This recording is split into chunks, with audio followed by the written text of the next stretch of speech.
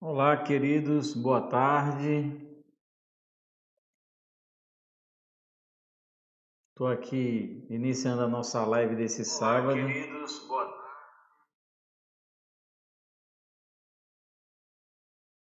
Estou aqui iniciando a nossa live desse sábado. Queridos, boa tarde.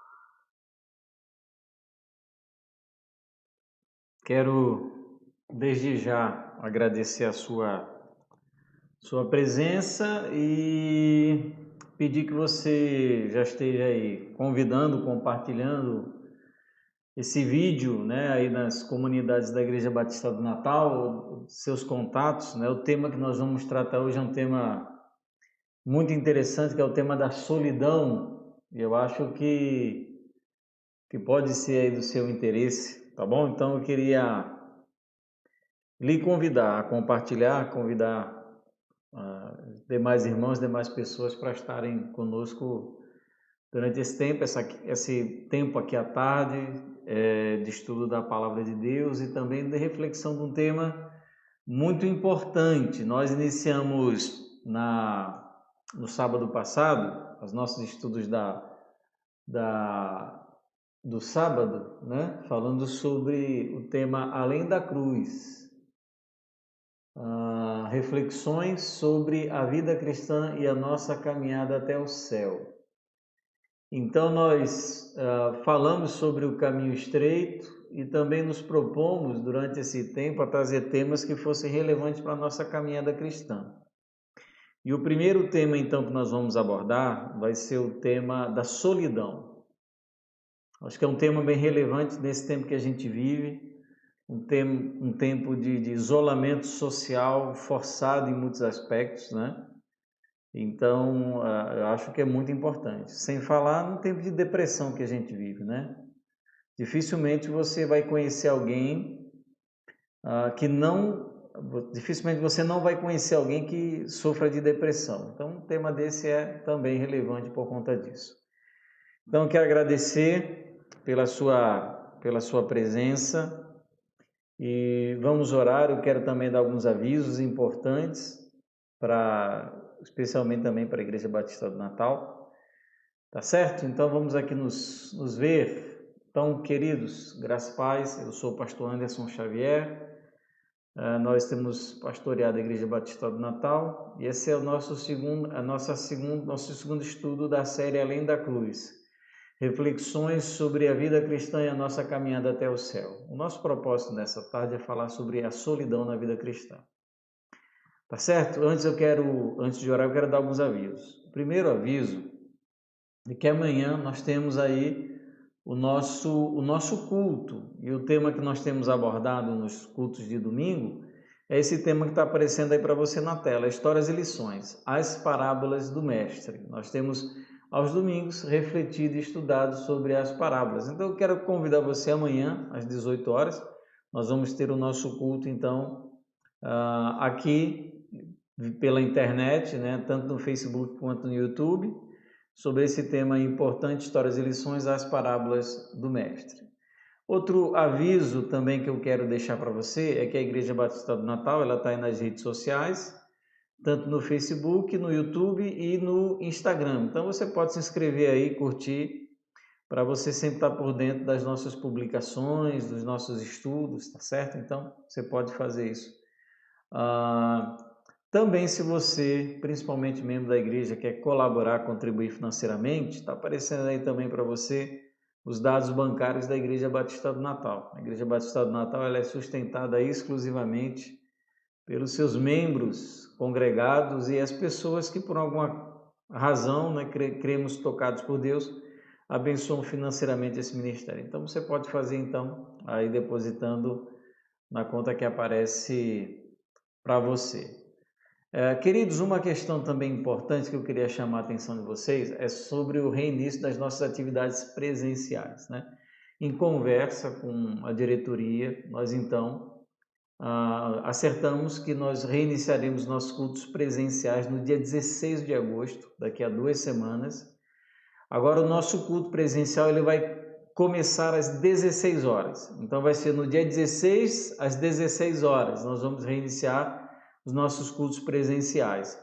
E os cultos eles continuarão sendo transmitidos pela internet por uma razão bem simples, né? Porque como nós vamos seguir o decreto do governo, nós somos obrigados a seguir o decreto do governo, não poderão participar do nosso culto pessoas acima de 60 anos ou que possuem ou que fazem parte de algum dos grupos de risco do Covid, ou então crianças, porque as crianças não vão conseguir permanecer no mesmo lugar sentadas e elas não vão poder circular, tá certo? Então, excluindo esses dois grupos, né, que poderão continuar assistindo o nosso culto pela internet, no dia 16 de agosto, às 16 horas, nós estaremos reabrindo os nossos cultos presenciais. Nós temos um espaço disponível para 50 pessoas, nós fizemos os cálculos, deixamos inclusive um espaço maior do que aquele exigido pelo decreto do governo. Nós já temos todo o equipamento necessário, né? Já falta só comprar o termômetro, mas nós temos já álcool disponível, dispenser, tapete para limpar os pés, já estamos providenciando todas as coisas para nós podermos então reiniciar as nossas atividades.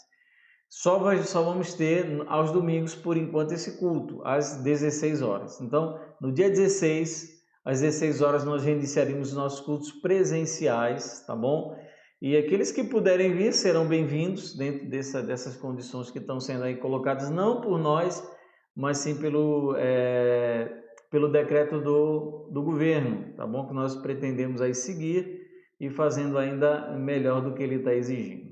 Tá certo, queridos? Então, são esses avisos. Eu quero agora iniciar orando. Nós temos um tema muito relevante, muito interessante aí pela frente que eu quero compartilhar com vocês, tá certo?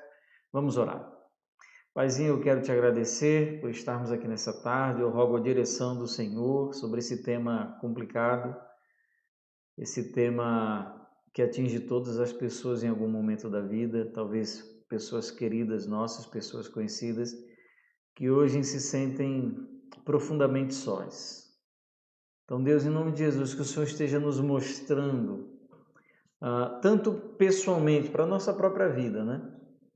Como lidar com a questão da solidão e também como ajudar as outras pessoas. Então, nos orienta, Pai, nessa tarde, nesse estudo bíblico, é o que nós pedimos em nome de Jesus. Amém. Amém, querido. Eu queria logo dizer para você que o nosso estudo do próximo sábado será sobre frieza espiritual. Então, nós vamos falar sobre solidão.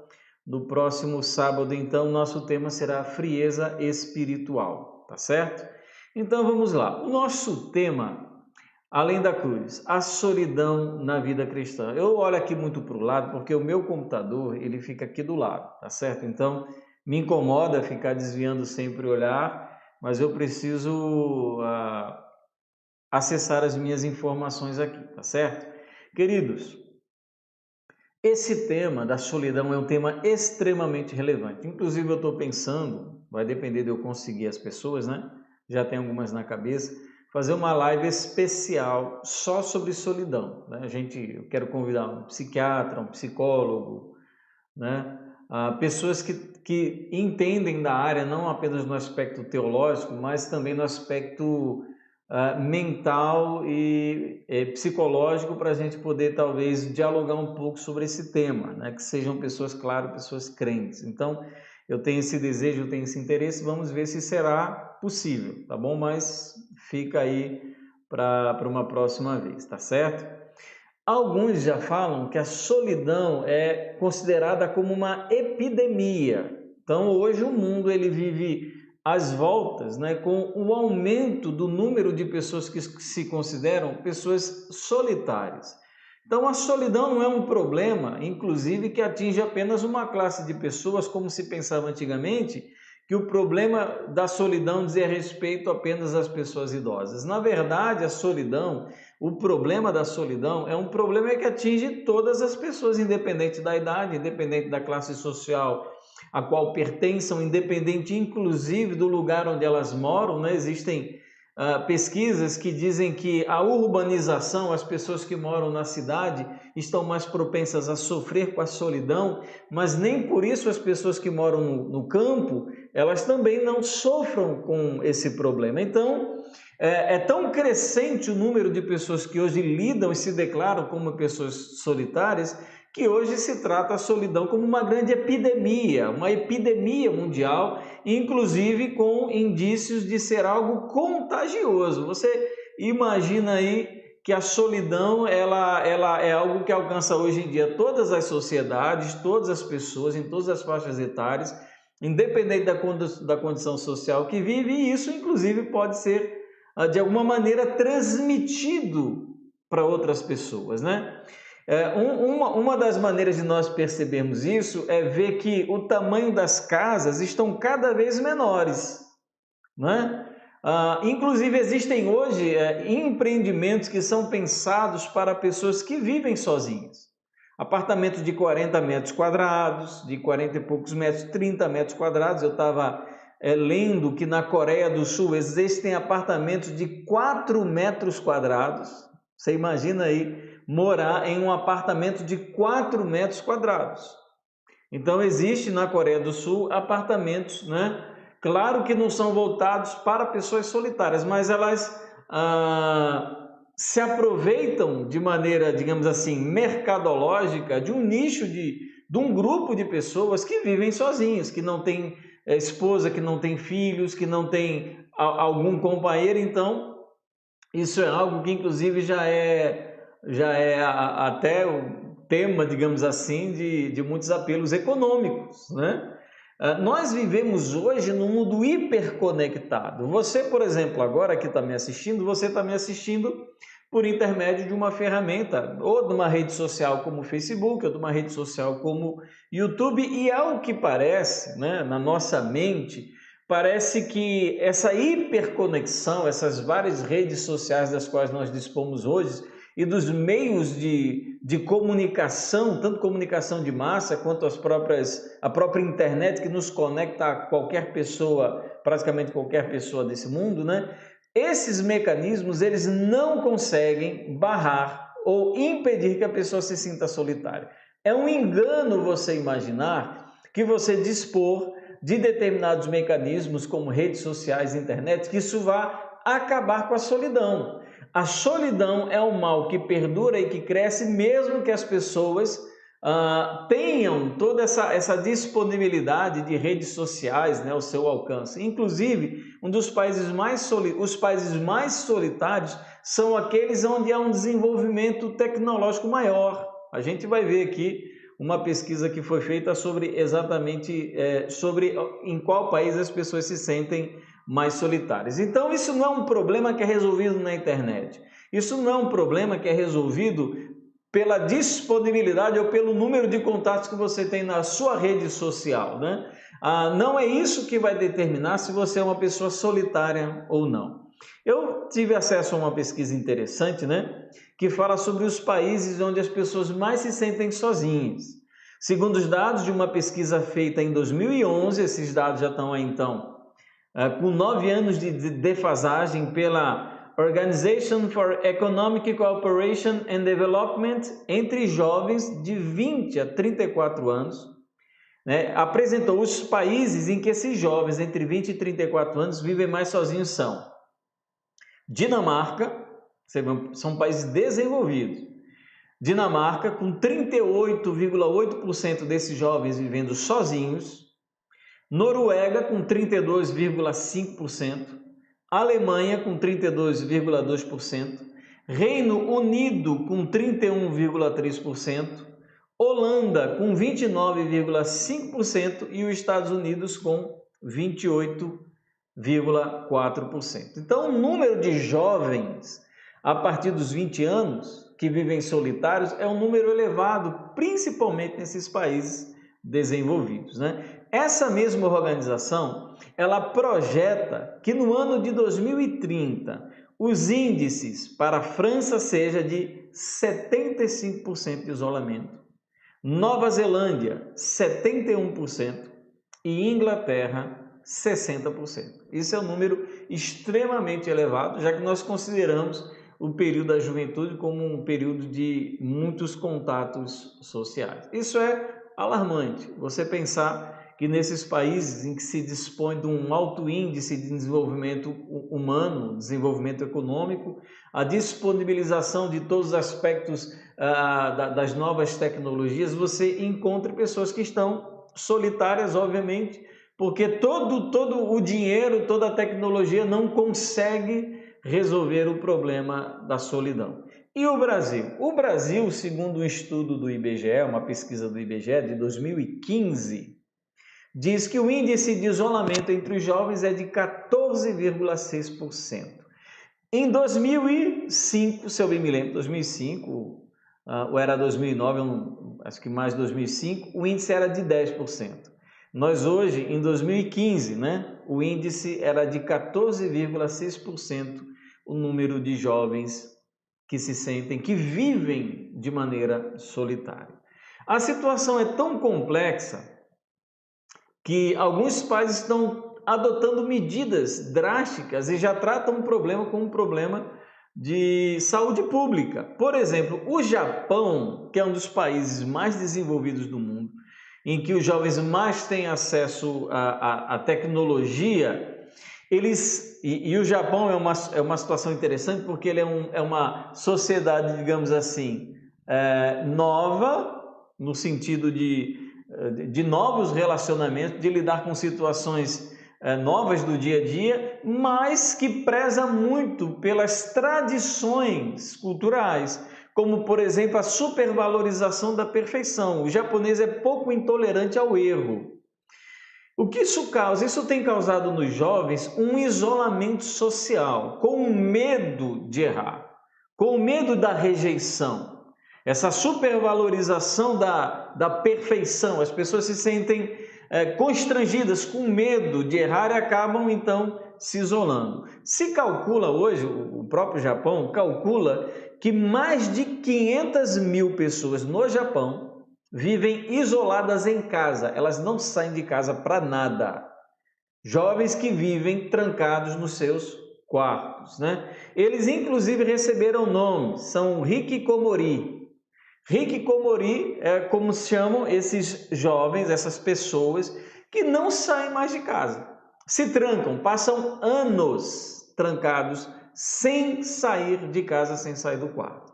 Isso para o Japão é um problema que as assistentes sociais, elas tratam desse tipo de situação. Podem passar anos sem sair de casa. Mais de 500 mil jovens, mais de 500 mil de jovens no Japão, de pessoas no Japão, perdão, elas simplesmente não saem de casa. Não colocam a cara para fora de casa. Isso é um problema sério. Agora veja só.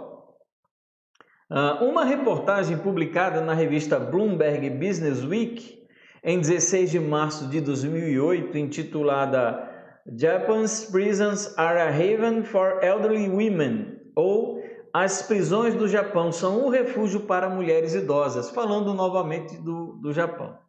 Diz que de 1 em cada 5 mulheres presas, uma dessas 5 são pessoas idosas. Por quê? A reportagem da Bloomberg, dessa data, então, ela faz a seguinte abordagem, de que essas idosas, elas se sentem tão solitárias, tão sozinhas, que elas cometem pequenos delitos para passar um tempo na prisão e ter companhia e ter cuidado. Você imagina aí, uma senhora idosa, uma mulher idosa, e o idoso lá, muitas vezes, vive numa situação também de muita pobreza, de exclusão, não é diferente de muitos lugares do mundo. Então, essa pessoa idosa, ela vai até um mercado e ela rouba algum produto, não é pelo fato simplesmente de estar precisando daquele pedaço de carne ou daquele shampoo, ela rouba aquilo porque ela quer ser presa e poder, na cadeia, de ter o cuidado do Estado e também de usufruir de companhia. Você imagina aí a situação, como isso é preocupante, No Brasil isso é impossível, porque as cadeias são extremamente superlotadas, A pessoa iria querer o contrário, ia querer o isolamento social.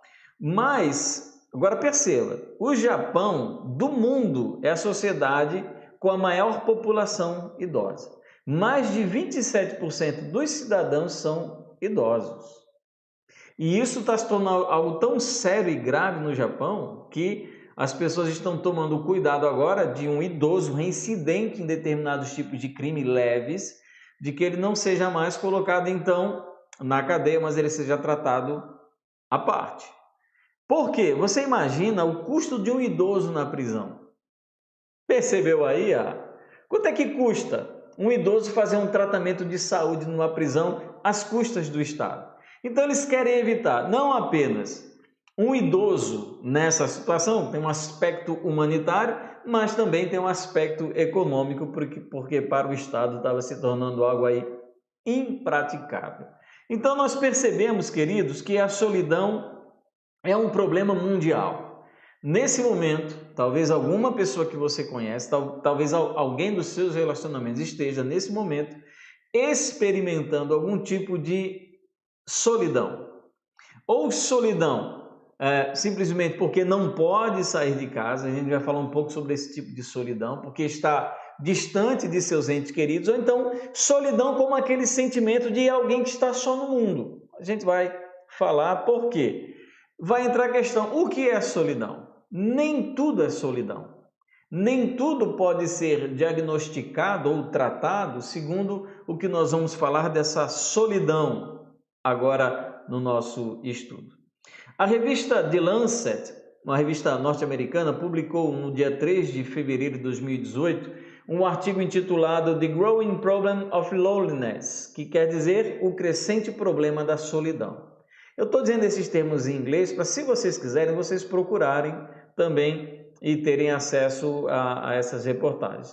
O autor afirma, é um especialista, um médico especialista em solidão. Ele diz o seguinte: imagine uma condição que torna uma pessoa irritadiça, deprimida e egocêntrica e está associada a um aumento de 26% no risco de morte prematura. A solidão, ela está relacionada ao desenvolvimento de várias doenças e ela é responsável pelo aumento em até 26% da morte das pessoas.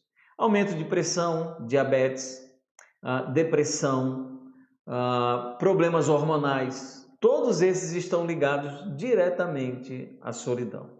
A solidão, ela está relacionada a outros tipos de enfermidades, como depressão e estresse. A pessoa deprimida, ela se sente sozinha e também o estresse está relacionado à solidão. No entanto, a solidão ela não é tão fácil de ser definida. Não é tão fácil de você falar sobre solidão. Em determinado aspecto é. Por exemplo, eu estou sozinho. Estou na igreja, não tem ninguém aqui, então eu estou sozinho, eu estou sem ninguém. Esse é um tipo de solidão. Então, quando nós vamos falar sobre solidão, nós precisamos falar sobre tipos de solidão. O primeiro tipo é o que nós chamamos de solidão social. Alguns vão usar o termo isolamento social, que é exatamente mais ou menos essa situação em que nós estamos experimentando durante a pandemia. Então, o isolamento, a solidão social ou isolamento social é estar isolado, distanciado socialmente ou sem possibilidade de interação social. Você não se sente acompanhado, ou você está solitário, pelo simples fato de que você não está com ninguém ao seu lado, de que você está impossibilitado naquele momento de manter determinados relacionamentos. Isso é um tipo de solidão, mas nós não podemos falar que essa solidão, que ocorre pelo simples fato das pessoas não estarem ao seu redor, seja a solidão como um problema. Porque você pode estar sozinho e não se sentir solitário. Assim como você pode estar rodeado de pessoas e se sentir ainda solitário. O problema é mais complexo. Então, olha só, quando a gente fala da solidão social, nós estamos nos referindo ao aspecto objetivo da solidão. quando você não tem ninguém ao seu redor, quando você não dispõe daqueles relacionamentos, né? Aqueles relacionamentos que são comuns, ou familiares, ou de amigos, ou de colegas, né? E ele se caracteriza pelo distanciamento geográfico desses relacionamentos. Você mudou de cidade, você mudou de escola, então aqueles relacionamentos que você tinha, você passa a não mais ter. Então esse momento é um momento de solidão social, porque você não tem aqueles contatos disponíveis, né? Você está impedido de desfrutar daquelas companhias que você antes desfrutava. Ela pode ser passageira, né? Você pode mudar de um lugar para o outro e se sentir solitário, porque os vínculos que você tinha disponível, eles simplesmente sumiram, eles ficaram no lugar onde você morava. Então, você mudou de escola e você tem aquele momento que você se sente solitário porque você ainda não criou vínculos, ou seja, ele é passageiro. Mas ele também pode ser persistente, ou pela ausência de você construir ou pela ausência desses relacionamentos, quando eles não se constroem de maneira rápida, ou então pela dificuldade em estabelecer novos vínculos. Então, ela pode ser tanto passageira quanto persistente. Pode ser imposto e pode ser também voluntário. Você está numa situação de isolamento de maneira obrigada, ou então você se coloca numa situação de isolamento social. É como nós estamos falando. Então, esse tipo de isolamento, que ele é marcado pela ausência da companhia de alguém, seja a companhia física ou até a companhia por meio da internet ou por meio de telefone, que de alguma maneira lhe mostre que você não está solitário, esse tipo de solidão não é necessariamente a solidão que nós entendemos como um problema. Porque alguém pode estar só, como eu estou só agora, e no entanto não se sentir só. Eu não estou me sentindo só porque eu estou primeiro com a minha mente ocupada e eu sei que eu estou acompanhado aí de algumas pessoas na rede social. Eu sei que eu vou voltar para minha casa e eu vou ter o contato da minha esposa, o contato do meu filho.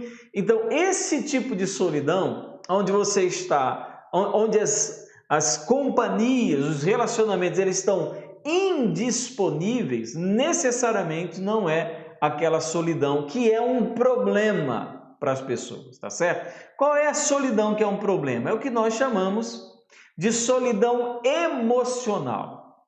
É o sentir-se só, independente da presença das pessoas. Esse é o problema que nós chamamos de problema de solidão.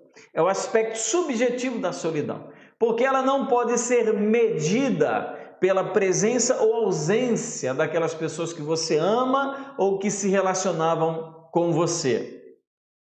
Ela é subjetiva porque ela depende do sentimento da pessoa, sentir ou não a solidão.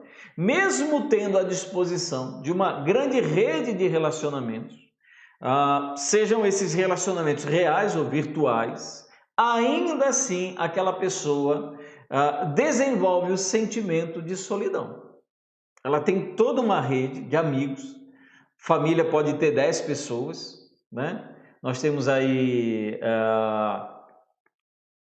famílias que são compostas por muitas pessoas. Essas pessoas então se encontram no final de semana para comer um churrasco, para conversar ou para brincar, enfim, para colocar o papo em dia, mas essa pessoa, mesmo tendo toda uma rede de relacionamento disponível para ela, ainda assim ela guarda no seu coração o sentimento de solidão, de estar só, de estar desamparada, de estar desacompanhada. Esse é que é o problema. A pessoa pode se sentir só, mesmo não estando fisicamente só.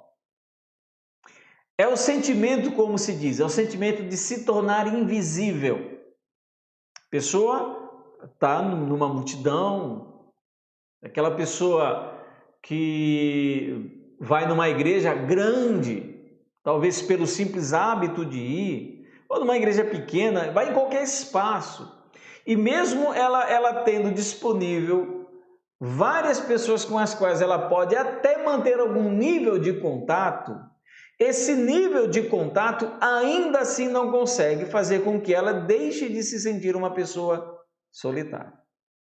Então, quando nós estamos falando da solidão na vida cristã, estamos falando desse tipo de sentimento, desse tipo de reação. Não depende da disponibilidade de companhia, de companheiros, de amigos, de familiares.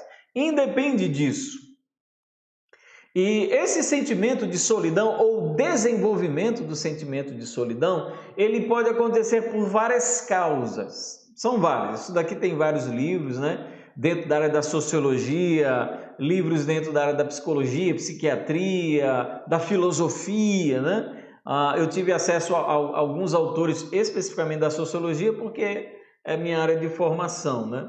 Como, por exemplo, o sociólogo George Simmel, que ele tem um livro especificamente falando sobre solidão. Então, olha só o que acontece. São várias razões que fazem com que as pessoas possam desenvolver esse sentimento de solidão. Alguns citados: individualismo, egoísmo, consumismo, falta de tempo, estresse, estilo de vida dos centros urbanos, preocupações econômicas, falta de familiaridade com os vizinhos, falta de espaços de convívio, demasiada exposição à TV, distância geográfica dos familiares, dissolução de famílias, entre outros. Então, são várias as causas pelas quais as pessoas solitárias, elas dizem, né? Elas declaram como causas pelas quais ela então se sente sozinha. Então vamos entrar um pouco mais, de maneira mais aprofundada, sobre as variadas causas da solidão. Não é a solidão no aspecto geográfico, não é a solidão social. Nós estamos falando da solidão emocional, daquela pessoa que se sente só, mesmo aí tendo pessoas com as quais ela poderia desenvolver algum tipo de relacionamento. Por incrível que pareça, a causa mais fundamental apontada para a solidão é o medo. Dentre todas as causas, né, apontadas para a pessoa se sentir solitária, ou então não conseguir se livrar da solidão ou desenvolver relacionamentos, a causa mais apontada é o medo. As pessoas sentem medo de serem traídas, as pessoas têm medo de serem genuínas e serem rejeitadas. As pessoas têm medo de serem abandonadas, principalmente se elas já tiveram uma experiência de rejeição, de abandono ou de traição. Elas têm medo de serem excluídas. Elas têm medo de não serem compreendidas. E elas têm medo de não satisfazer as expectativas de determinadas pessoas.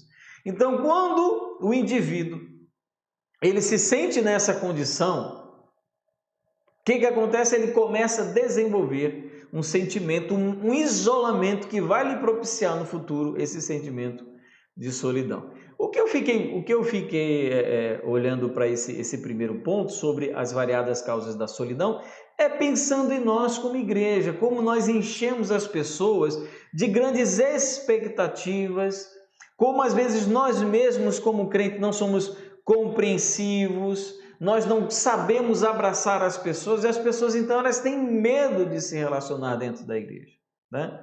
Elas têm medo. Vem uma igreja tão perfeita, uma igreja tão linda, tão bem organizada, uma igreja funcionando em todos os aspectos, em todos os sentidos, e aparentemente as pessoas que estão na frente são pessoas tão perfeitas que ela se sente incomodada de fazer parte de determinados grupos. Então isso pode fazer com que ela, na sua relação eclesiástica, ela então passe a desenvolver esse sentimento de solidão. Vai para a igreja, frequenta os cultos, participa de vários momentos, mas ainda assim ela vai para casa se sentindo solitária.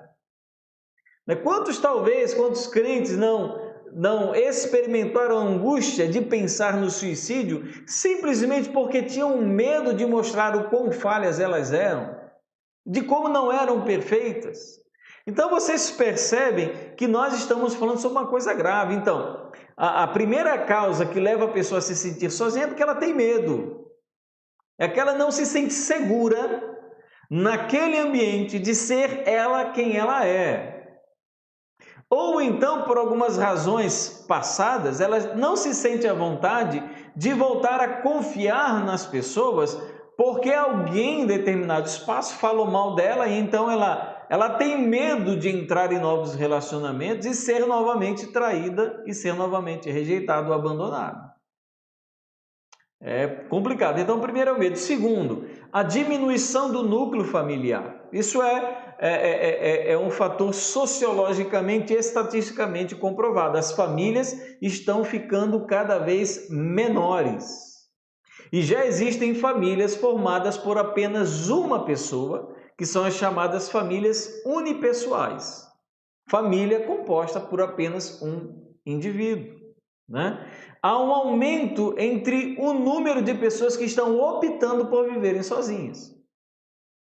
E parte dessa, digamos assim, dessa responsabilidade, dessa culpa, é porque os relacionamentos eles são cada vez mais volúveis, cada vez mais voláteis, eles passam de maneira muito rápida, né? Então as pessoas elas não querem investir em nada duradouro, porque tudo que é duradouro dá trabalho, você tem dor de cabeça, você tem que pensar no futuro, você tem que dividir o seu projeto de vida com outras pessoas, então por uma questão de comodidade na vida, inclusive a vida profissional, as pessoas estão optando por uma vida cada vez mais solitária. Então, o núcleo familiar, que no Brasil hoje não chega a 2 filhos por família, a minha família é uma família que tem um filho apenas. O núcleo familiar ele está cada vez mais reduzido. E isso, então, talvez não momentaneamente a pessoa possa desfrutar da solidão, mas no futuro ela pode sim experimentar uma vida solitária. Um outro problema citado como causa de solidão é o individualismo, né? A nossa sociedade tem ensinado sobre o supremo valor do indivíduo em detrimento dos valores familiares e comunitários. O indivíduo é tudo hoje em nossa sociedade. Nós supervalorizamos a figura da pessoa e esquecemos do valor da família e da comunidade. Isso até é um problema para a igreja, né? As pessoas estão deixando de pensar na coletividade, deixam de pensar nos projetos da igreja, deixam de pensar nos afazeres do coletivo e foca única e exclusivamente na sua própria vida. E o individualismo, ele vai conduzir essa pessoa a ter uma vida solitária, porque nós vivemos em sociedade e, de alguma maneira, os nossos vínculos sociais, eles precisam de manutenção. Isso, mas vai além, apontando a necessidade de um certo egocentrismo, egoísmo. Você tem que pensar em você. Você tem que buscar a sua satisfação acima da satisfação de qualquer coisa. A gente já cansou de ouvir: eu cansei, agora eu quero é ser feliz. Não é? Essa vida descabida, sem limites, sem pensar na coletividade, no outro, vai gerar consequentemente solidão. Esse percebe-se como sujeito único e suficiente, esse perceber-se como sujeito único e suficiente pode produzir inevitavelmente solidão. Você não precisa de ninguém. Você tem controle de toda a sua vida. Você não precisa de uma mulher, você não precisa de um filho. O máximo que você precisa é de um cachorro, de um gato. Isso então já lhe supre as suas necessidades sociais. Né? A nossa sociedade ela hoje não se fundamenta assim, porque acima de tudo deve estar então a construção da sua carreira, de você ser uma pessoa bem-sucedida financeiramente naquela carreira que você então escolheu. Então, o individualismo, nós temos o medo, nós temos a diminuição do núcleo familiar, nós temos o individualismo e nós temos, olha só, uma outra causa da solidão, a liberdade. As pessoas não querem mais compromisso, elas querem ser livres. Elas não querem criar vínculos que lhe cobrem algum tipo de compromisso.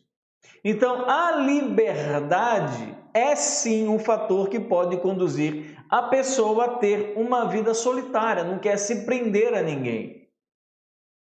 Não quer estar aí envolvida em algum relacionamento que lhe demande alguma necessidade de abnegação, ou então de determinadas habilidades de lidar com situações adversas, ela quer simplesmente pensar nela e fazer aquilo que ela quer, não quer ninguém para prestar contas.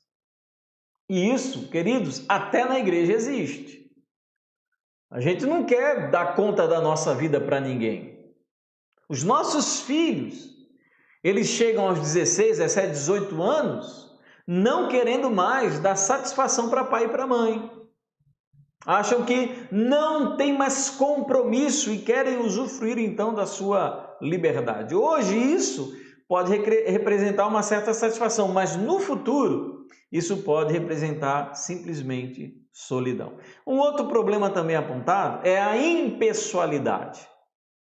A impessoalidade. Nós vivemos no mundo da despessoalização, da despersonificação. Nós não somos mais pessoas, somos números, somos quantitativos, não pessoas. Não é? Se você vê aí essas publicações sobre o desenvolvimento da pandemia no Brasil, você só vê número. Você é um número dentro de uma estatística. Você não é reconhecido pelo seu nome, você é reconhecido pelo seu CPF, pela sua identidade, pelo seu número de matrícula. E isso não incomoda mais ninguém. Ninguém mais incomoda de não mais ser visto como uma pessoa, mas como uma coisa. Vou dar um grande exemplo aqui, fazer uma provocação. Você sabia que motoboy não é pessoa? Porque quando nós falamos que pessoas devem ser protegidas dentro das suas casas para que não morram, mas nós fazemos questão de pedir a comida e o entregador, o motoboy, vem deixar na sua casa, nós estamos dizendo, você não é uma pessoa, porque você pode pegar a Covid, você pode morrer. Então essa despessoalização, essa despersonificação de pessoas que aparentemente não possuem o mesmo valor que nós, é algo marcante dentro da nossa sociedade. Você quer ver uma outra indicação de que isso hoje é muito presente na sociedade? Eu gosto muito de animal. Gosto de gato, gosto de cachorro, gosto de papagaio, de periquito. Não, papagaio não gosto não, porque é meio brabo. Periquito, eu gosto de animais, amo. Eu amo descer com meu filho para o condomínio, a gente fica vendo todo tipo de animal. Formiga, lagartixa, eu gosto da vida animal. Mas animais não são pessoas. E nós vivemos numa sociedade, dada todo o respeito que se deve ter à criação de Deus e aos animais, especialmente aqueles animais que convivem conosco. Mas animais não são pessoas. E se eu trato um animal como uma pessoa, detentor das mesmas características que Deus estabeleceu para mim como sua criação especial, eu estou despersonalizando o próprio ser humano. Porque eu estou atribuindo ao animal algumas características que ele não tem. E existem pessoas que tratam animais como se fossem qualquer outro ser humano. Eu não estou falando que animais devem ser maltratados de maneira como eu gosto de animais. A nossa casa sempre teve gato, já teve cachorro. O que eu estou falando é que animais, eles, no plano de Deus, não são pessoas. Não têm a mesma inteligência, não possuem alma, não vão para o céu, entendeu? Não vão experimentar condenação eterna, mas é uma característica da nossa sociedade a diminuição do valor da humanidade pelo alto valor que se dá aos animais. Como eu falei, o animal não tem que ser maltratado. Eu odeio maltrato aos animais, odeio. Odeio, mas nós temos que saber que pessoas são pessoas, animais são animais. Então nós viemos na sociedade da impessoalidade. As pessoas chegam no nosso culto, nos nossos cultos, e elas são vistas como mais um. Não são vistas muitas vezes como pessoas, mas como uma estatística, né? É mais uma pessoa. Quantos visitantes vieram? Vieram todo. Pô, beleza. Não são vistos muitas vezes como pessoas. Então, a impessoalidade também é um fator que conduz as pessoas à solidão. E 6, um que também é citado, a dificuldade de desenvolver relacionamentos, né? Há certa demanda de esforço mental e emocional para a criação de vínculos sociais. Isso é lógico. Isso é lógico. Nós precisamos ter algum tipo de empatia social, algum tipo de solidariedade humana para que nós possamos desenvolver vínculos sociais. Precisa haver um esforço da minha parte de compreender, de ter compaixão, de dialogar, de tolerar, de perdoar, de compreender. Então, os relacionamentos, para serem desenvolvidos, eles exigem uma demanda de determinada inteligência e capacidade emocional. Algumas pessoas, aparentemente, podem ter certas limitações ou ser resistentes a desenvolver determinados tipos de relacionamentos. Certas habilidades sociais, elas precisam ser desenvolvidas no decorrer do nosso crescimento. Quando nós crescemos, nós começamos a aprender que o mundo não somos apenas nós. Quando nós somos bebês, o mundo sou eu. Depois o mundo sou eu e aquela que me alimenta. Depois o mundo sou eu, aquela que me alimenta e aquele que me protege. Não é? E o núcleo ele vai aumentando e as possibilidades de relação elas vão se desenvolvendo. Mas para isso precisa haver da nossa parte algum tipo de esforço no desenvolvimento desses vínculos sociais. Agora um detalhe, existem várias pesquisas sobre isso. Antigamente se acreditava que as pessoas solitárias elas eram aquelas pessoas mais melancólicas ou então pessoas muito tímidas. Só que pesquisas já comprovam que não existe necessariamente uma relação entre solidão e timidez. Não necessariamente. Então, por mais que os vínculos afetivos eles precisem ser desenvolvidos e devem ser desenvolvidos, o fato de você ter uma personalidade mais retraída não torna você uma pessoa solitária.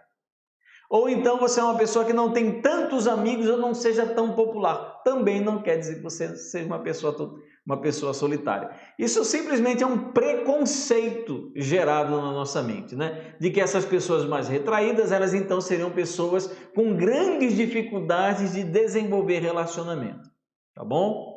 Outros fatores citados são a supervalorização da privacidade, a urbanização e a superficialidade. A gente não vai ter tempo de falar sobre todos eles. A grande questão é a seguinte: todo evento na vida de alguém que faça com que essa pessoa se sinta ameaçada, rejeitada, ridicularizada, ferida ou magoada, pode conduzir essa pessoa à reclusão social e à resistência a desenvolver novos relacionamentos. Então, qualquer fator, pode ser um fator profundamente traumático, uma perda muito séria. A gente conhece pessoas que perderam, eu conheço o caso de um rapaz novo, inteligente, perdeu a mãe e ele simplesmente surtou. Surtou de viver pela rua, pedindo dinheiro, de viver como um mendigo, de viver como um morador de rua. Então, muitas vezes, alguns traumas, algumas situações que acontecem no nosso passado, nos tornam pessoas mais resistentes a desenvolver relacionamentos. Acontece isso, tá certo? Agora vamos ver o que a Bíblia fala então sobre solidão. Vamos lá, vamos fazer a nossa abordagem agora com base na palavra de Deus, né? Apesar, como eu falei, de ter formação em ciências sociais, eu sou formado em antropologia, ciência política, e hoje eu faço curso de sociologia na UFRN, mas a minha abordagem agora não é essa abordagem, minha abordagem agora é aquilo que a Escritura tem para nos apresentar. Então vamos lá. O que a Bíblia nos apresenta e nos fala acerca da solidão? Primeiro, o homem ele foi criado para se relacionar. Essa é a realidade que a Bíblia sempre nos apresenta. Porque o homem, diz Gênesis capítulo 1 e capítulo 2, ele foi criado à imagem e semelhança de Deus. E Deus, ele nunca foi um Deus solitário. Apesar de que Deus eternamente existiu, eternamente, vamos pensar no tempo passado, antes de haver mundo ou haver qualquer coisa, Deus ele sempre existiu, ele nunca foi solitário, porque Deus ele se relacionava na Trindade, Pai, Filho e Espírito Santo. E quando Deus ele cria o homem, ele imprime na humanidade de Adão a aptidão para o relacionamento. Então nós herdamos como parte da nossa semelhança com Deus, e Deus criou o homem à sua imagem e semelhança. Essa criação do homem à imagem e semelhança de Deus envolve também a impressão na figura humana, a impressão da capacidade na figura humana de desenvolver relacionamentos. Em quais esferas? Primeiro, um relacionamento consigo mesmo. O homem conseguia se identificar como um ser à parte, como uma criação de Deus, como filho de Deus. Ele conhecia o seu valor, ele conhecia o seu interior, ele conhecia as suas habilidades. Então, ele era uma pessoa que conseguia relacionar-se consigo mesmo. Também era uma figura criada com a capacidade de se relacionar com o seu Criador. O homem, ele conseguia se relacionar consigo mesmo, ele conseguia se relacionar com o seu Criador, com o próprio Deus, como nós vimos lá em Gênesis capítulo 2, o Deus ele fazendo questão de passear com o homem na viração do dia no Jardim do Éden. Mas o homem também ele recebe a capacidade de se relacionar com as coisas criadas. Por mais que não seja uma relação no sentido de que a relação com a criação consegue tornar o homem não solitário, porque o nível do relacionamento do homem com a criação não é o mesmo nível de relação do homem com o seu igual, mas o homem ele consegue se relacionar com a criação e especialmente Deus ele concede ao homem a capacidade de se relacionar com seus semelhantes. O homem ele consegue então desenvolver relacionamentos. Em Gênesis capítulo 2 somos conduzidos ao tempo em que Adão sentiu-se só. O primeiro momento em que nós encontramos a expressão da solidão é em Gênesis capítulo 2, lá versículos 18 a 20, que diz assim: O Senhor Deus disse ainda: Não é bom que o homem esteja só. Farei para ele uma auxiliadora que lhe seja idônea, ou que seja semelhante a ele, em outras versões. Havendo, pois, o Senhor Deus formado da terra todos os animais do campo e todas as aves do céu, trouxe-os a Adão para ver que nome lhes daria. O nome que ele desse a todos os seres vivos, esse seria o nome deles. O homem deu nome a todos os animais domésticos, as aves dos céus, e a todos os animais selvagens, mas para o homem não se achava uma auxiliadora que lhe fosse semelhante a ele. Então, o que nós encontramos é o sentimento de solidão de Adão, interessante, mesmo que ele jamais tenha experimentado a relação com qualquer outro ser humano. Mas ainda assim há a observação da parte do próprio Deus de que não é bom. É interessante essa expressão boa, porque é a expressão que Deus usa para encerrar todos os dias da criação. E viu Deus que aquilo era bom. E viu Deus que aquilo era bom. E quando Deus faz o homem, ele diz: e viu Deus que aquilo era muito bom. Quando chega em Gênesis capítulo 2, a partir do versículo 18, quando se trata da solidão do homem, Deus ele fala: não é bom. Então, esse ato do homem estar só, solitário, na perspectiva de Deus não é bom, porque o homem ele foi feito para o relacionamento. O que acontece? Deus ele faz Eva, né? E alguns vão defender a ideia de que Adão ele simplesmente comeu do fruto que Eva lhe dava por medo da solidão. Há uma interpretação de alguns teólogos que então vão dizer que Adão, com medo de sentir-se só novamente, né? Com medo de perder a sua amada Eva, ele então come da fruta, né? A queda trouxe a morte, como nós bem entendemos, e outros subprodutos. O principal efeito da queda foi a morte espiritual. Nós sabemos disso, o afastamento do homem de Deus, né? Tanto que isso é demonstrado de maneira muito forte quando Adão e Eva são expulsos do paraíso e Deus simplesmente coloca anjos para guardarem a entrada do Éden. O primeiro ato de Adão e Eva após o pecado foi buscar a solidão. Eles se esconderam de Deus. Primeiro ato.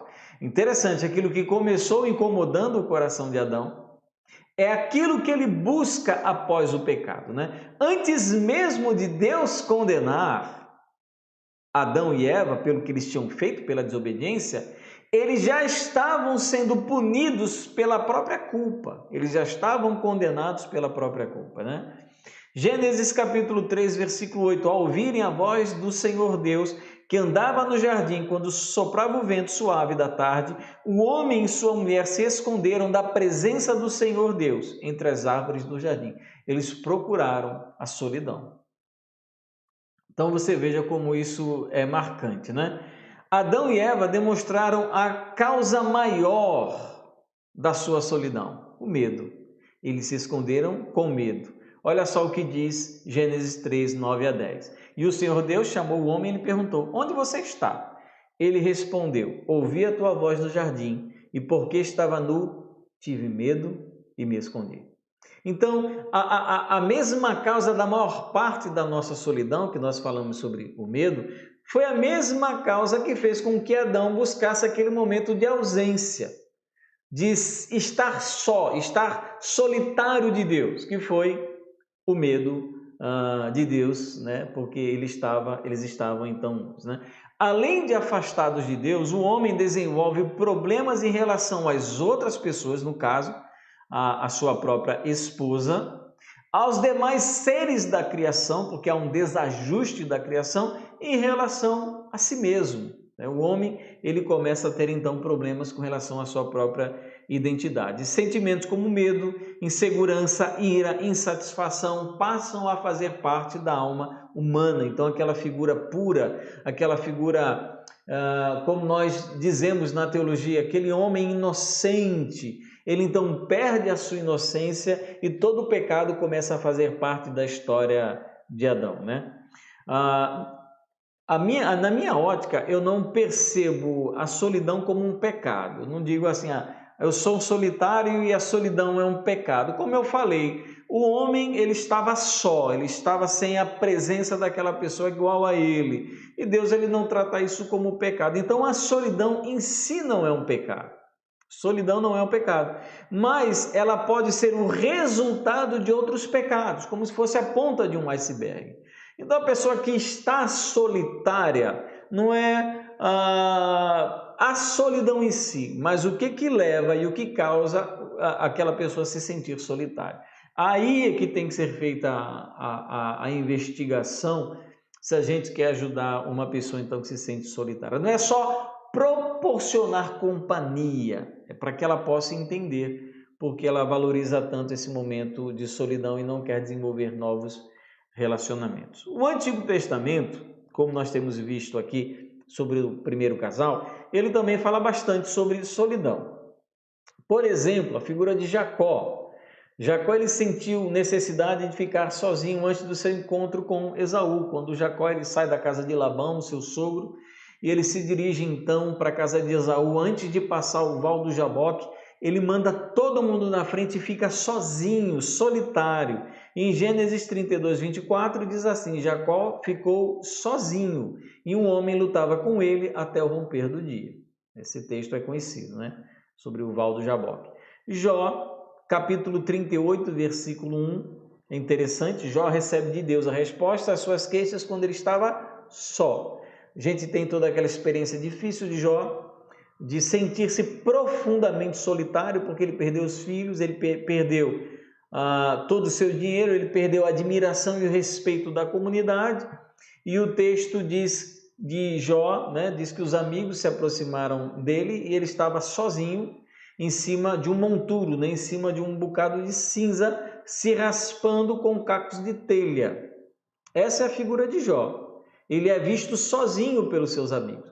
E tem todos aqueles discursos, né, dos amigos com Jó. E quando esses amigos vão embora, nós encontramos em Jó, capítulo 38, o início do diálogo de Deus com Jó. Então Jó, ele recebe a resposta de Deus quando ele está solitário. Nós temos também um outro exemplo de solidão, eu acho esse aqui muito interessante, olha só, Êxodo capítulo 18, 13 a 14, 17 e 18, que é um texto que fala sobre um homem solitário no meio de uma multidão. No dia seguinte, Moisés sentou para julgar o povo. Isso daqui já está, o povo no deserto, saiu do deserto, e a única pessoa que julga as causas do povo é o próprio Moisés. Ele sentou-se para julgar e o povo estava em pé diante de Moisés, desde a manhã até o pôr do sol. Quando o sogro de Moisés viu tudo o que ele fazia, ao povo perguntou: o que é isto que você está fazendo ao povo? Por que você fica sentado sozinho e todo o povo está em pé diante de você desde a manhã até o pôr do sol? O sogro de Moisés, porém, Moisés ele explica por que aquilo, e o sogro retruca Moisés dizendo: não é bom o que você está fazendo. Com certeza todos ficarão cansados, tanto você como este povo que está com você. Isto é pesado demais para você, você não pode fazer isso sozinho. Então você veja, era um homem que tinha um ofício extremamente importante, mas que exercia esse ofício de maneira extremamente solitária. Não era bom para Moisés, né? Era um estresse, um fardo que ele com certeza não poderia carregar. Inclusive, de muitas vezes Moisés, ele quando está conversando com Deus, uma expressão que ele muito usa é a expressão: esse fardo é muito pesado, eu não posso carregar sozinho. Tem muita gente que com certeza diria isso agora: esse fardo é muito pesado, eu não vou conseguir carregar sozinho. Pode estar levando, pode ter uma multidão com você, mas tem coisa que você vê, eu não vou dar conta, né? Me socorre, Jesus, que eu não vou dar conta. Um outro exemplo que eu acho muito interessante também de solidão é o exemplo de Ruth. A história o exemplo de Noemi no livro de Ruth, Ruth capítulo 1, versículos 3 e 5, é interessante. Olha só o sentimento dessa mulher de solidão, como é que aumentou. Algum tempo depois, né, aquela história, Noemi com sua família, ela se muda, ela vai para Moabe, né, para as terras de Moabe, e diz assim o texto de Ruth capítulo 1, versículos 3 e versículo 5. Algum tempo depois, Elimeleque, o marido de Noemi, morreu e ela ficou sozinha com os 2 filhos. É um tipo de solidão, né? Você está sem o seu marido, aquele companheiro. Aí, versículo 5. Depois morreram também Malom e Quilion, os 2 filhos de Noemi, e assim ela ficou sozinha, sem os 2 filhos e sem o marido. Olha que coisa triste a solidão de Noemi. Começou sentindo-se sozinha porque perdeu seu companheiro. E agora sente-se ainda mais solitária porque perdeu os seus 2 filhos. Agora, o exemplo que eu acho assim mais duro de solidão, olha só, é o exemplo de Urias. Urias era o esposo de Batseba. E quando Batseba engravida, Davi ele vai tentar de todas as maneiras ocultar o seu pecado. Ele faz isso tentando, né, dar um jeito de que Urias tivesse relação sexual com a sua própria esposa e pensasse que aquele filho que ela trazia era filho de Urias e não de Davi. Isso não dá certo. Então o que ele decide? Olha só os versículos 14 e 15 de 2 Samuel, capítulo 11. Pela manhã, Davi escreveu uma carta a Joabe e mandou por Urias. Olha só, a pessoa no pecado, gente, aqui é um abre aspas, né? É um parênteses, né? A pessoa no pecado faz coisas loucas. Urias, ele levou a própria sentença de morte. Pela manhã, Davi escreveu uma carta. Davi, ele não teve absolutamente nenhum escrúpulo. Aquele homem de Deus, homem segundo o coração de Deus, absolutamente nenhum escrúpulo. O pecado cega a gente nesse nível. É nesse nível que o pecado faz com a gente. Pela manhã, Davi escreveu uma carta a Joabe, que era o general das tropas que estavam na guerra, e mandou para Urias. Eu imagino Urias chegando com a carta na frente de Joabe, e Joabe lendo a carta olhando para Urias. É isso que eu penso. Ele apresentando, eu não sei como é que se fazia né? Ele se apresenta sei lá como é que se faz aqui, batendo continência para o general Joabe. Joabe então, pois não, o rei mandou uma carta para o senhor. me dê a carta. Ele começa, e depois que ele lê a carta, está dispensado, pode voltar para o seu lugar no exército. Então, olha a loucura, olha o nível do comprometimento do coração de alguém envolto no pecado, né? Pela manhã, Davi escreveu uma carta a Joabe e mandou para Urias. Na carta, olha só o que ele escreveu: ponha Urias na linha de frente, onde o combate for mais intenso. Não era só na linha de frente. A linha de frente é quem morre primeiro. Quem morre primeiro vai na linha de frente. É quem leva o primeiro tiro, é quem sofre a primeira espada, a primeira flechada. Tiro não tinha na época, né?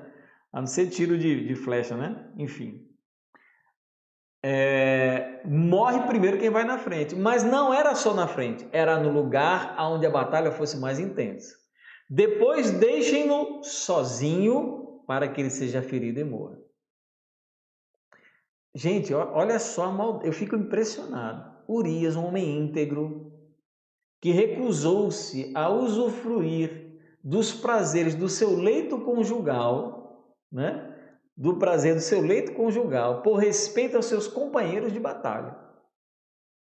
Por causa do pecado de Davi, ele é condenado à morte, uma morte cruel, solitária. As pessoas simplesmente, quando a batalha está intensa, eles abandonam Urias para que ele seja ferido. A pergunta é, se Urias fosse ferido, mas não fosse ferido de morte, deveriam deixar ele sangrar até morrer. Você imagina o nível da crueldade do pecado?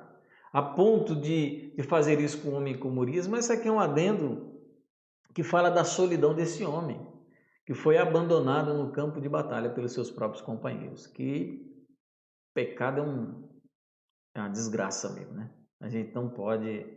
O nosso coração, gente, não é para brincadeira. Quando a Bíblia fala que ele é de todo pecado, toda maldade, toda avareza, prostituição vem no nosso coração, não é brincadeira.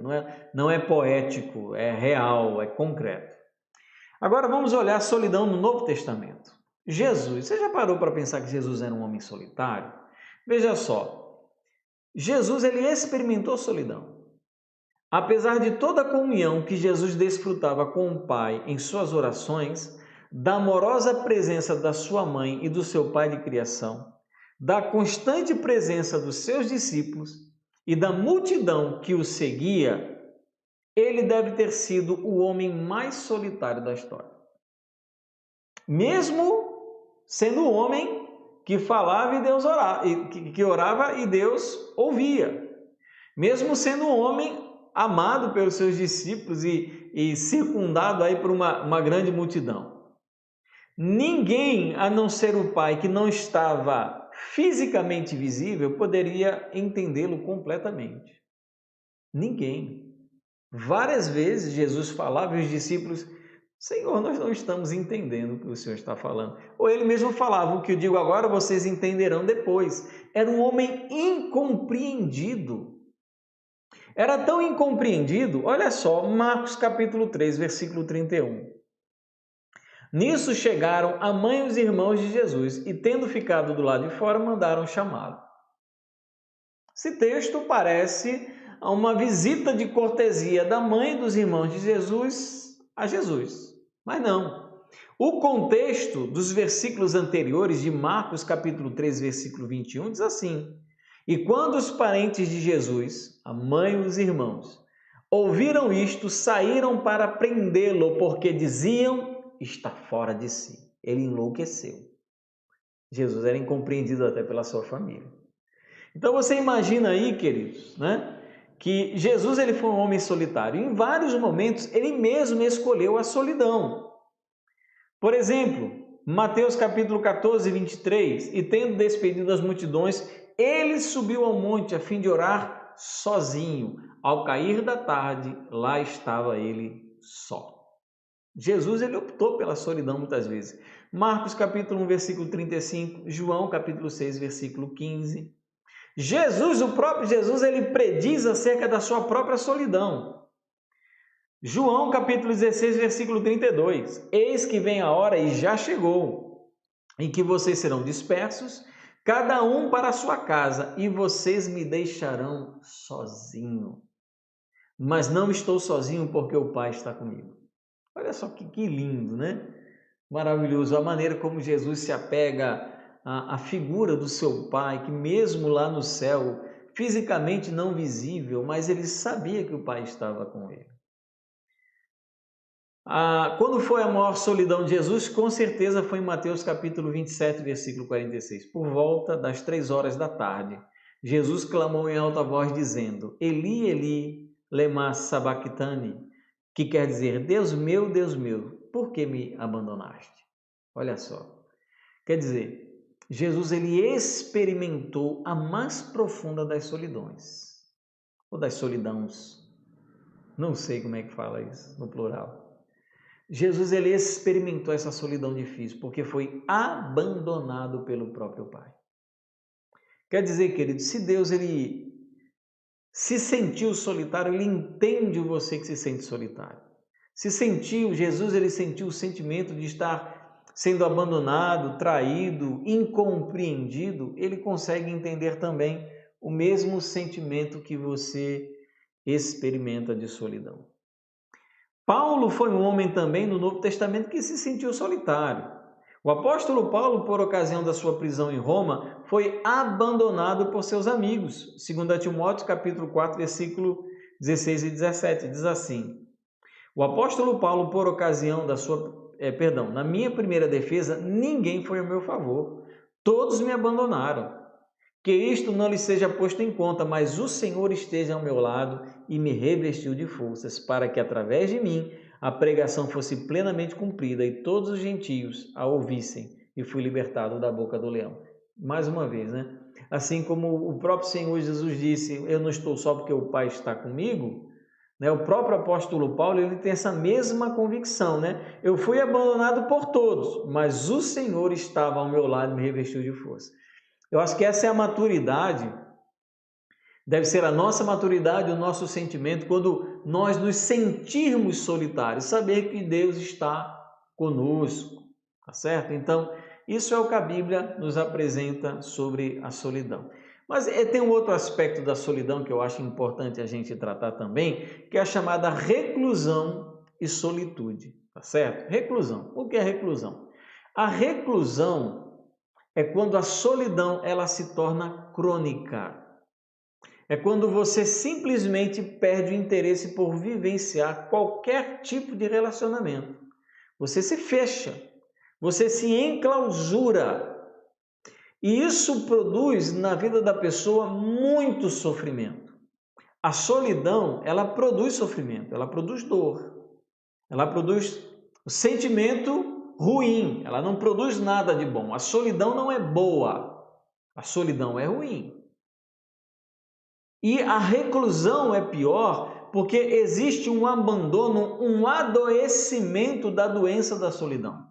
A pessoa simplesmente ela se fecha, às vezes até de maneira física, como nós falamos lá no Japão, aqueles jovens que não saem mais de casa, eles simplesmente se fecham completamente, se tornam pessoas indisponíveis para qualquer tipo de relacionamento. É a chamada reclusão. Pessoas deprimidas, elas se tornam pessoas reclusas, fechadas em si mesmas, né? Mas existe a solitude. A solitude, ao contrário da solidão, ela é opcional e momentânea. E a solitude, ela não é ruim. A gente precisa fazer uma diferença porque nós vemos Jesus muitas vezes optando pela solidão, por estar sozinho, mas nesse caso nós não chamamos de solidão, nós chamamos de solitude. O que é solitude? Diferentemente da solidão, que produz sofrimento, a solitude produz bem-estar e produz alegria. A solitude é descrita por muitos como aquele sentimento, aquele ato de comunhão consigo mesmo. É um momento em que você tira para estar com você, para pensar sobre si, para refletir sobre si e para tratar sobre o seu próprio coração, para colocar a sua cabeça em ordem, para colocar os seus pensamentos em ordem. Você diz, olha, eu preciso tirar um momento para mim, mas não é um momento para ir no cabeleireiro ou para ir jogar bola, é o momento em que você se torna momentaneamente recluso para colocar a sua vida em ordem. Isso nós chamamos de solitude, né? É o que diz, é desfrutar da própria presença. Naquele momento em que você precisa tomar decisões difíceis, como Jesus, na escolha dos seus discípulos, o que ele faz? Ele vai orar. Ou então, quando Jesus ia iniciar o seu ministério, o que ele faz? Ele vai para o deserto para ter um momento com Deus e ser tentado pelo diabo. Paul Tillich, um teólogo, associou a solitude ao prazer e à glória de estar sozinho. Então, existe algo bom, algo necessário, algo que é importante dentro da solidão, que é o que nós chamamos de solitude. E a Bíblia, ela sempre vai se referir a esse tempo de solitude como um tempo de meditação. Como crentes, nós sabemos que a nossa solitude, ela é sempre vivenciada com Deus. Não dá para se ver livre de Deus. Não dá como excluir Deus desses nossos momentos de solidão, de solitude, onde nós colocamos a nossa vida perante um espelho, onde nós nos olhamos e onde nós meditamos sobre a nossa vida, sobre Deus e quem somos perante Deus. Então, nós precisamos muitas vezes ter esse momento. Você vai para a praia, vai caminhar na praia, ou então você se recolhe no seu quarto, ou então quando você precisa ter um momento aí de tomar uma decisão difícil no seu trabalho, e você diz, olha, eu preciso de um dia de folga, eu preciso pensar, eu preciso refletir. Então isso é muito importante. Tem um filme, eu não lembro o nome do filme, mas é um filme que eu particularmente achei bonito, né? Um pai, ele tem 2 filhas e a esposa morre de câncer. Eu não lembro que filme é esse. É um filme que eu achei interessante. É um filme um pouco monótono, mas é um filme interessante. E o pai, ele não conta para as filhas que a mãe morreu. O que ele faz? Ele pega as filhas e vai fazer um passeio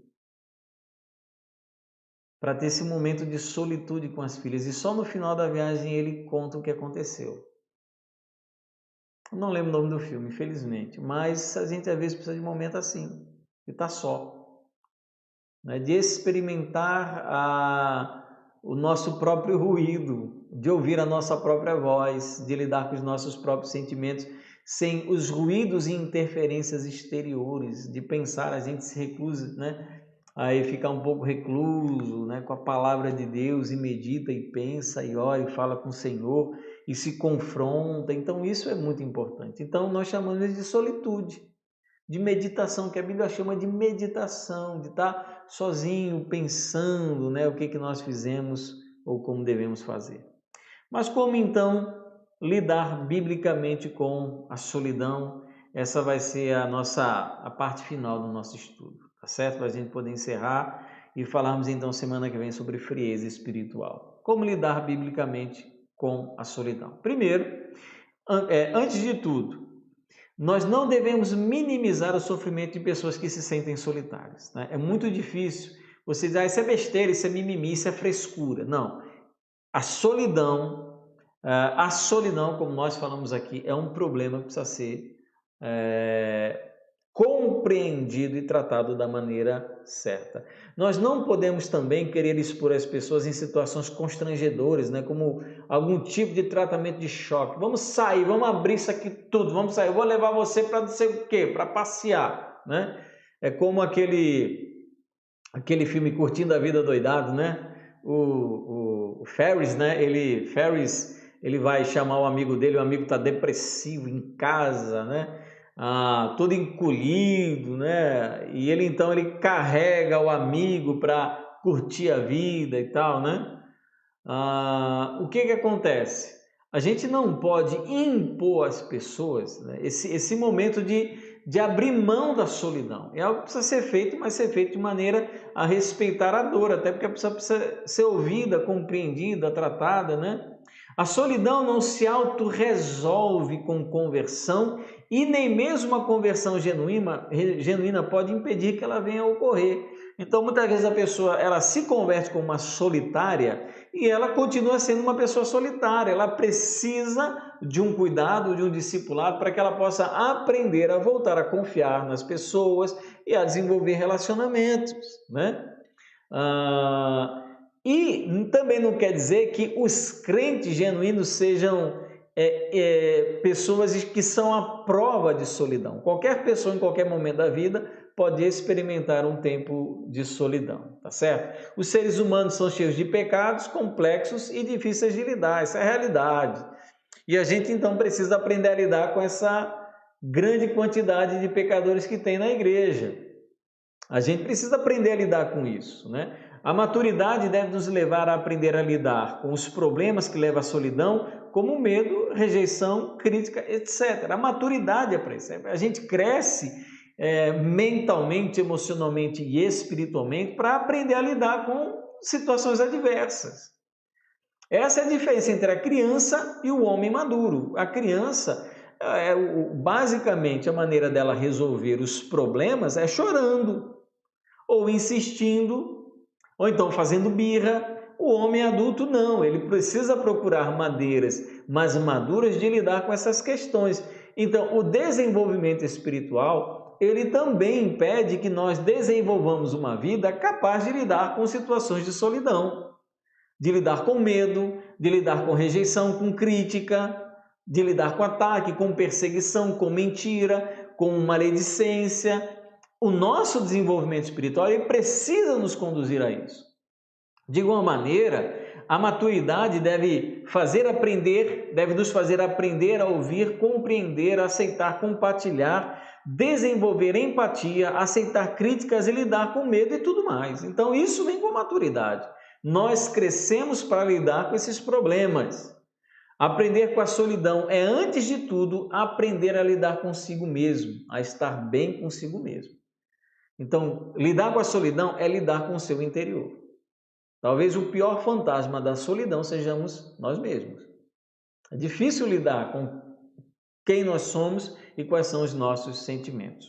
O que nós aprendemos então com a Bíblia? Primeiro, novo nascimento.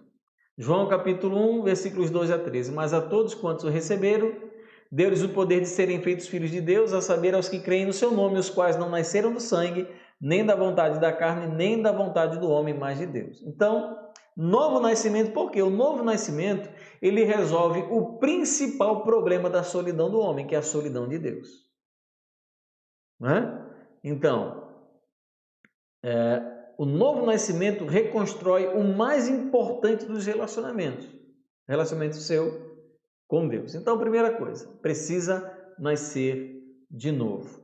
Efésios capítulo 2, versículo 17 e 18. E quando veio Cristo, evangelizou paz a vocês que estavam longe e paz também aos que estavam perto, porque por meio dele ambos temos acesso ao Pai, é um só Espírito. Então, em Cristo, esse acesso ele foi refeito. Então, o novo nascimento, ele resolve o maior de todos os problemas de solidão, que é a solidão de Deus. Segundo, a obra do Espírito Santo. A obra do Espírito Santo, segundo Filipenses capítulo 1, versículo 6, ela não vai ficar inconclusa.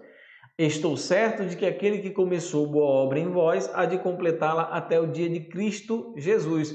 O Espírito, ele trabalha no coração dos crentes. Então, nós precisamos acreditar que o Espírito, ele trabalha no interior dos cristãos e esse trabalhar envolve também aquelas questões que dizem respeito à solidão, ao sentimento de solidão.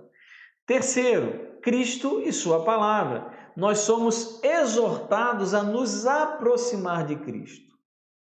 Hebreus capítulo 4, versículo 16. Portanto, aproximemo-nos do trono da graça com confiança, a fim de recebermos misericórdia e encontrarmos graças para ajuda em momento oportuno. A exortação da Bíblia é que em qualquer momento, especialmente, como diz o texto, nesses momentos em que parece que está tudo tão ruim, é buscar a Cristo, é se aproximar dele. Aproxime-se do trono da graça. Então, você já está querendo vencer a solidão? Está passando por um momento difícil de solidão?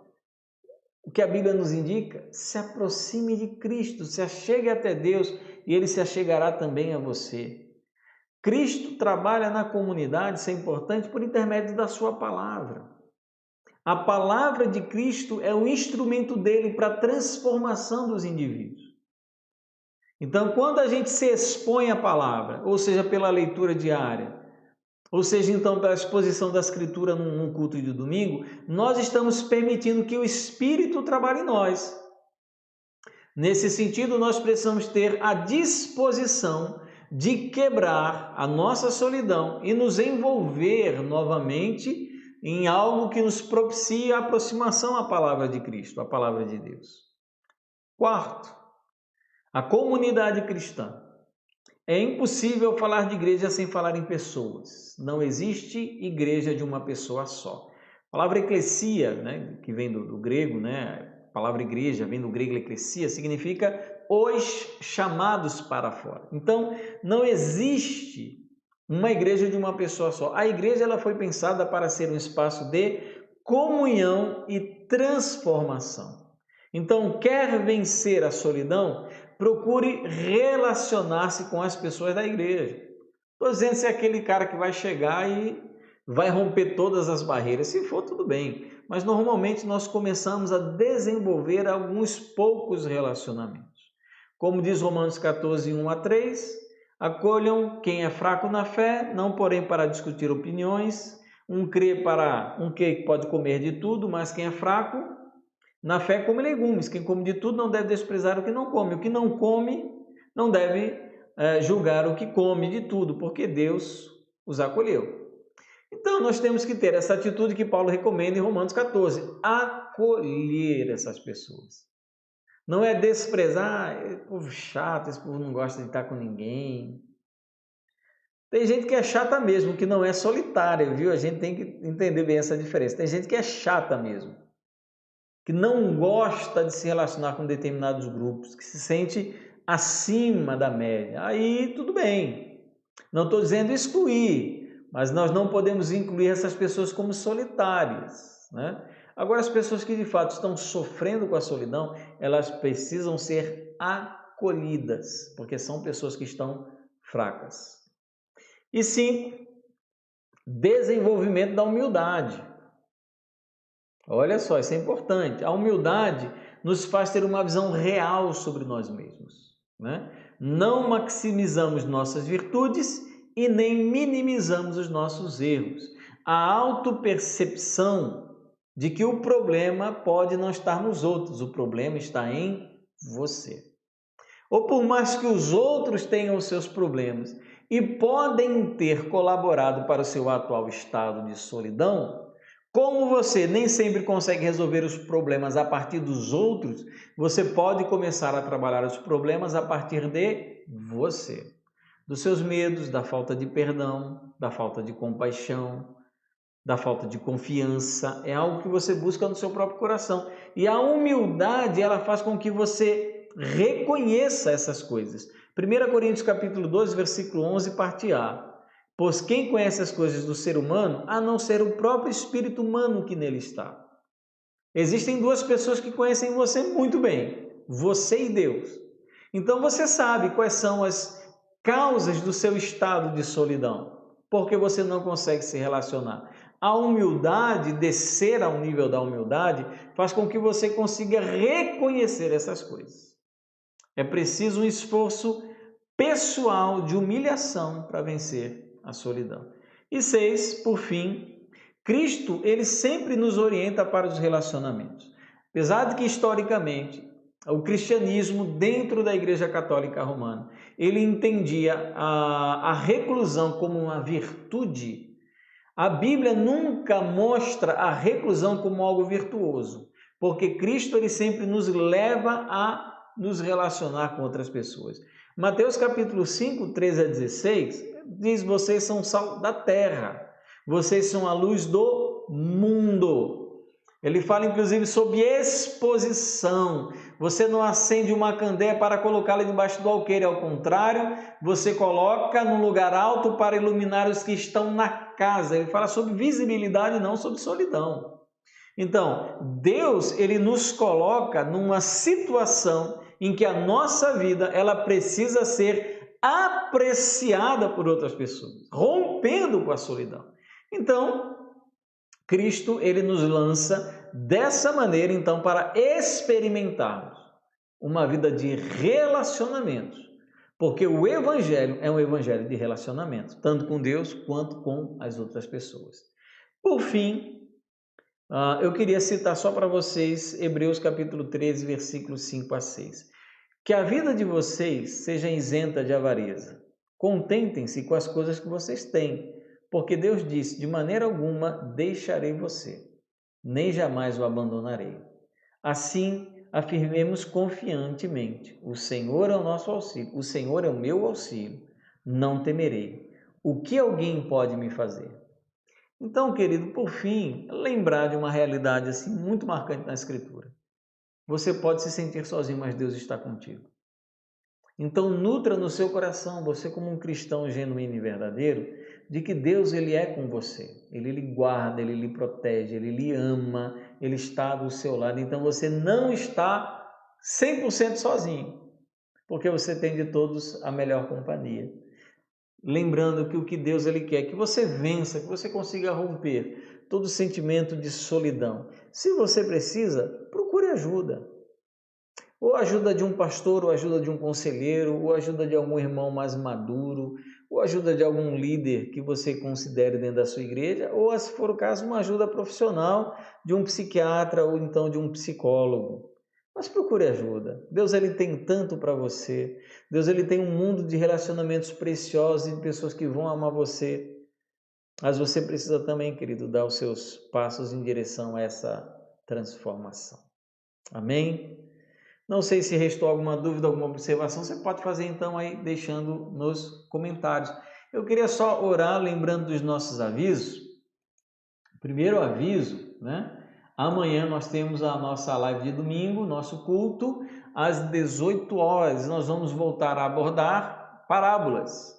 Nosso tema aos domingos tem sido histórias e lições, as parábolas do Mestre. Conto com sua participação.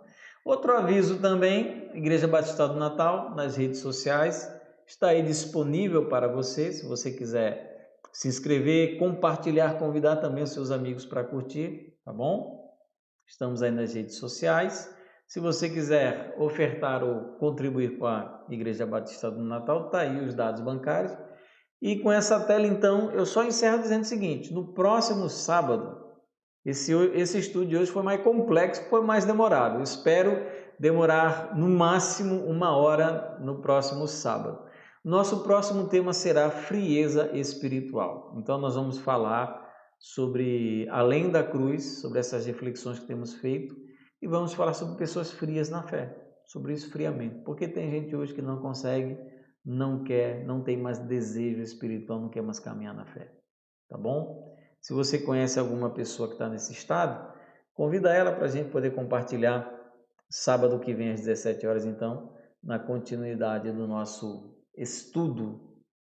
Amém, queridos? Então, agradecendo aí pela sua presença, que Deus nos abençoe, vamos orar, encerrar esse tempo que estivemos juntos aqui nessa tarde.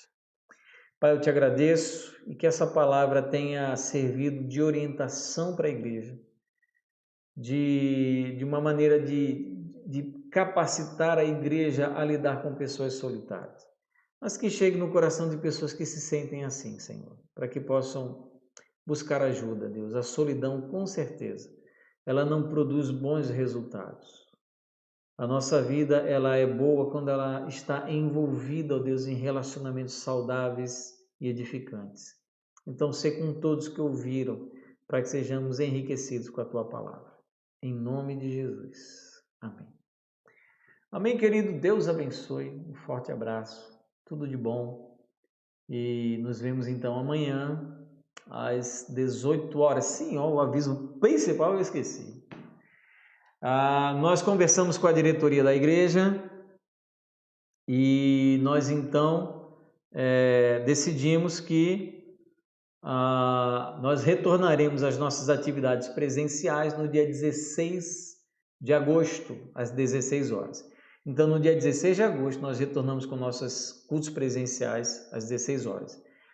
Rapidamente, não poderão participar desse momento o pessoal acima de 60 anos ou que fazem parte do grupo de risco, ou então crianças pequenas que não vão assistir o culto sentado. Tá certo? Nós já preparamos tudo, álcool, dispenser, tapete para lavar o pé, vamos estar comprando o termômetro, né, para medir a temperatura, já está tudo preparado, já marcamos os bancos e nós temos 50 lugares disponíveis, tá certo? Então, dia 16 de agosto, às 16 horas, estaremos nos reunindo aqui e vamos continuar também com as lives, tá certo? As lives continuam. Para quem não puder vir ou não quiser não se sentir bem, tá certo? Então, dia 16 horas, estaremos juntos. Outra coisa, parabéns, papai. Amanhã é seu dia. Se você é papai, que Deus lhe abençoe ricamente. Parabéns para mim, também sou papai. Tá certo? Que Deus nos abençoe. Então, até amanhã, se o Senhor assim permitir. Que Deus abençoe.